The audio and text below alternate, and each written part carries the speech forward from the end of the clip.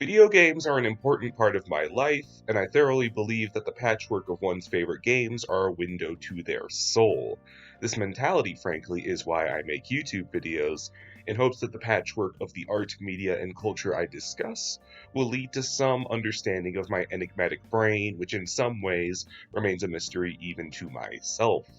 On a less pretentious note, video games are an escape, a portal to other worlds, and a catalyst of an unbelievable number of bonds. It's a no brainer that I'm not the only one who feels that way, which is why there's a good deal of media about video games to explore and capitalize on the phenomenon through books, TV, and movies, and yet I feel there's such a fine line between media about video games and media about video games. I feel it ultimately boils down to what the work is trying to say. There are a lot of ways to explore how video games change people and bring them together, some by diving into the world of someone who really enjoys video games, and some by making video games a world.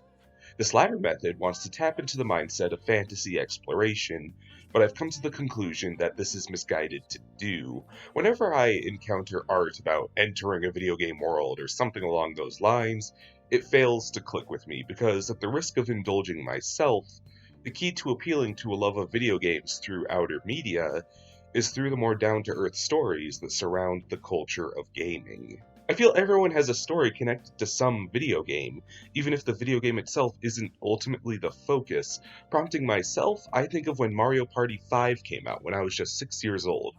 Being that young in the GameCube era, Mario spin offs such as that were what really brought me up, and I often played the Mario Party games with my dad, who would always pick his favorite character, Donkey Kong.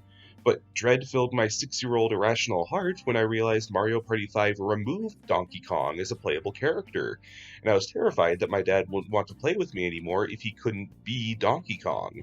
But my dad didn't give a second thought to simply picking someone else. And this may seem like an incredibly mundane anecdote, but to my young mind, it was the emblem of my dad's unconditional love for me and desire to play with me. But the reason that story is such a core memory for me personally is because of what it said about my relationship with my dad. It could have revolved around any game, but that's not exactly what matters, and yet it does give my heart a slight extra affection towards Mario Party 5. It's a weird sort of cocktail that makes an interesting bias towards certain games. This is what I mean when I say the blend of one's favorite games speaks volumes about them that's hard to understand on the surface. One's choice of video games is how they like to escape, how they relate to others, and how they unwind. This is why I feel that media that sees you enter a video game world and explore extremely high stakes there just misses the mark. The core appeal of video games is the escapism that comes with them. So when something makes that escapism a character's life, it becomes redundant. I don't think anyone wants to use their tools of self care to save the world, because to play video games should be fun, not stressful. I can't speak for every audience, because there certainly is one for works like Reboot and Ready Player One, but I've always felt stuff like this to be a little corny and tone deaf, and I'm glad I'm finally at a point in my repertoire where I can put a name to my claim. For that matter, a video game world that a character exists within often has to be its own thing, with very little feasibility, making it hard to really get a tangible feel for these games within the media. It often feels like the audience is being sold something outrageous, and yet altogether vague, because it's not a game with real rules or programming, just a setting that bends to the will of a story. It stands to reason that video games are fun because they have rules, and we get that burst of dopamine because of the challenge of fulfilling missions and conditions within those parameters. Unfortunately, when a story takes place within the confines of a game, the rules are secondary to the story.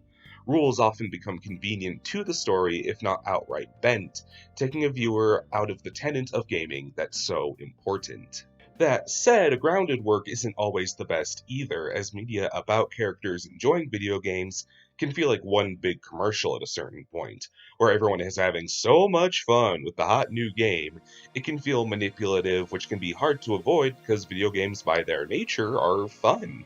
If you're showcasing an actual game, it can be hard to avoid appealing to people, but this goes back to the stories being about the player, not the game.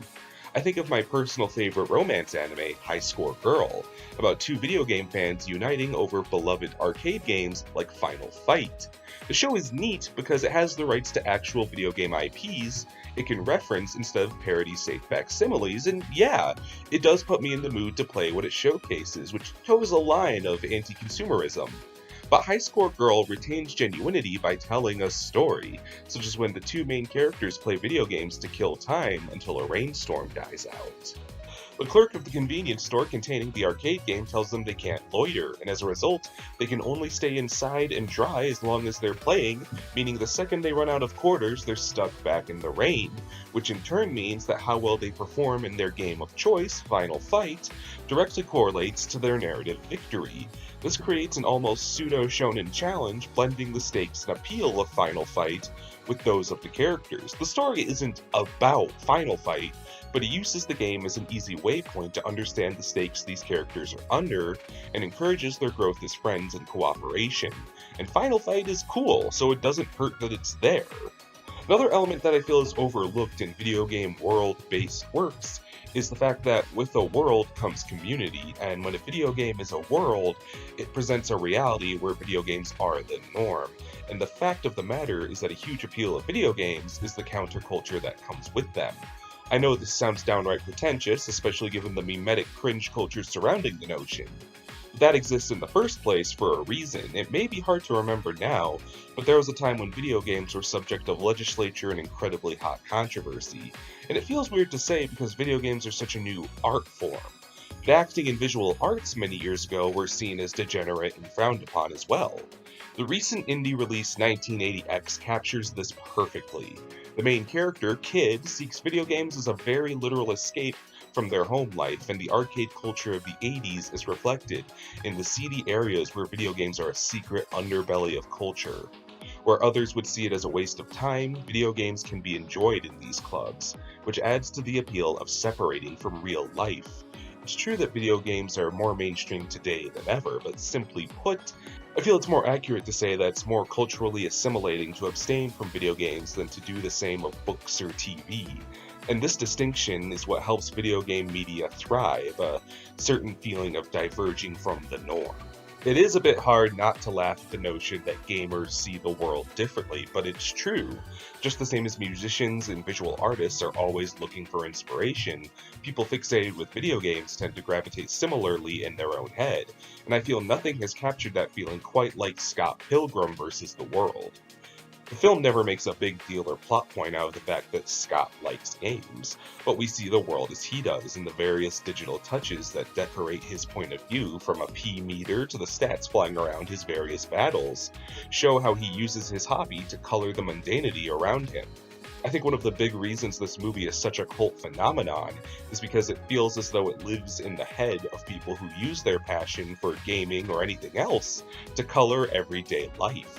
Which comes back to why I feel it's sort of pointless to set a work in a video game world, with a grain of salt of course, because I can't possibly speak to every work with the premise, but video games in of themselves are a distraction. They're a healthy way to explore fantasy and tell stories.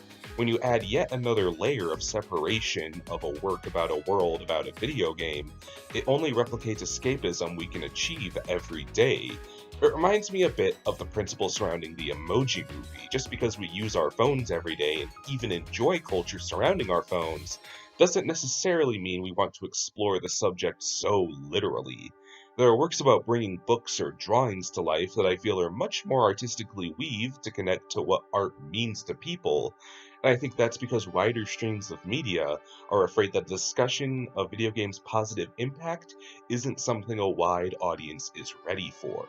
Because it's true, it is easier in a stigmatic sense to talk about more respected art forms in a dignified manner, but I don't think I'm alone when I say video games can impact people just as much as performance art, writing, and music. Video games are seen as a waste of time, and a lot of them are, but so are a lot of every other kind of art, and even more importantly, the importance of art is strictly at the jurisdiction of the consumer.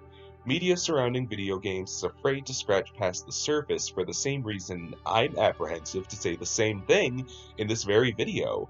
It's easy to look self-important and pretentious when bolstering the impact of a piece of art. especially something as reputationally degenerate as video games. The landscape is shifting, especially with the downright meteoric rise of indie developers and game makers bringing their stories to the forefront. The most genuine lovers of games, those who make them themselves. It might take another 100 or so years until games are esteemed on the same level as music, literature, or even film. But those who love the art form in the meantime are the ones creating, and their vision will be more than enough to sate us.